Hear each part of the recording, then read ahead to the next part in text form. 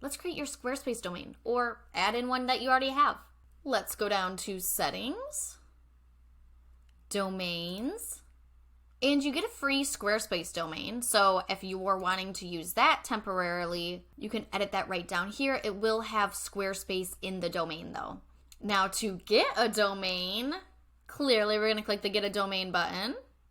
This screen will pop up and you can type in the domain you want, see if it's taken, see if it's available, and your domain is free the first year, and then I think it's only like $20 a year after that. Okay, Kimmy, but what if I already own a domain? I got you. Then we'll use the use a domain I own button. This will walk you through the next steps for transferring your domain. You will have to go on to wherever your domain is hosted and get approval from there to allow it to transfer over. So this can look a little different depending on where you're hosting your domain right now. It's super easy if you already have it on a Squarespace account, done it a few times with GoDaddy accounts. If you're having trouble as it walks you through, go ahead and Google it. I'm not sending you on this video to then tell you to go Google something. Well, I am, but it'll be so different per your web host because each web host has a different organization and it's really just making it easier to find the buttons. When you're creating a new domain, it'll add in pretty fast, but when you're transferring one, just keep in mind that it can take a few days. And by the way, you are looking absolutely radiant today. Okay, love you, bye!